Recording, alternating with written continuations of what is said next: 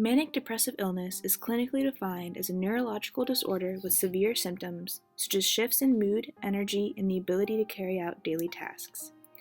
Yet, how do episodes of mania instigate poets' production of creative work? According to writer K. Redfield Jamison, despite the debilitating nature of this disease, maniac episodes often lend themselves to creative or artistic production within the realms of literature, art, and poetry.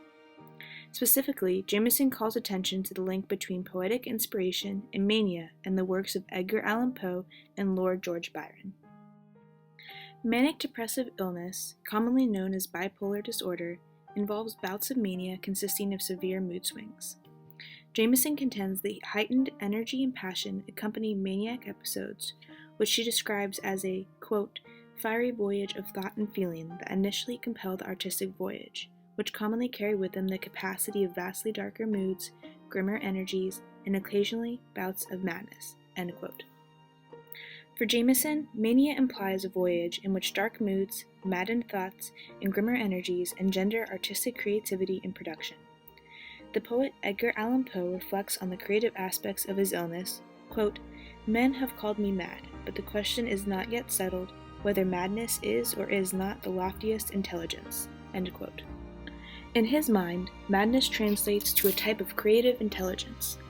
Furthermore, a friend of poet Lord George Byron, after, quote, observing an incredible outpouring of uncensored mental activity by his manic friend, said, the wheels of a machine to play rapidly must not fit with the utmost exactness, else the attrition diminish the impetus, end quote.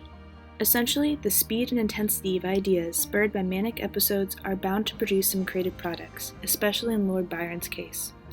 Thus, when artists are ignited with the powerful moods of manic states, they find artistic inspiration in the restless and rapid thought process that accompanies it.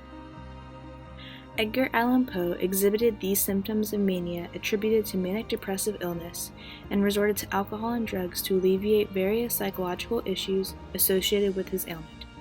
However, Poe depicts the importance of his manic states in his own creative process. Quote, in their gray visions they obtain glimpses of eternity. They penetrate, however rudderless or compassless, into the vast ocean of the light ineffable, end quote.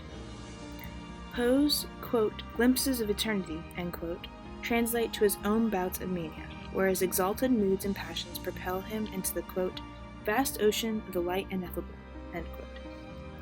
Poe clearly describes the height of the creative process and mania as inexpressible, an adjective only given to an experience that is too great, powerful, and beautiful to express in words.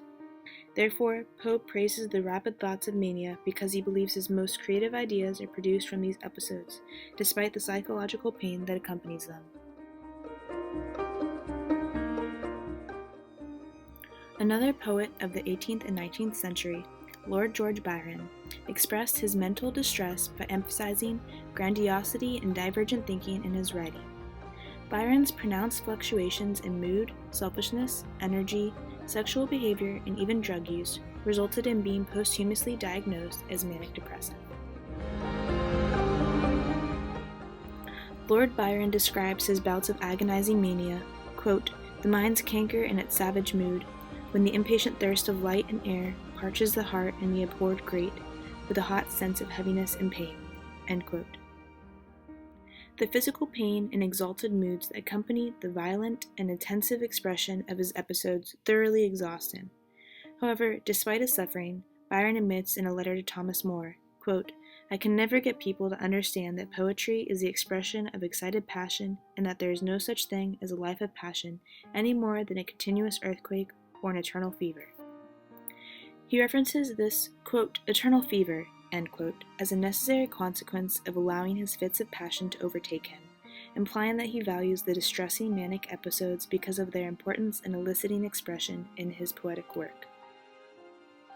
The mania of manic depressive illness can propel poets to create their most passionate and expressive writing, contrary to the debilitating stigma given to artists labeled as mad or crazy.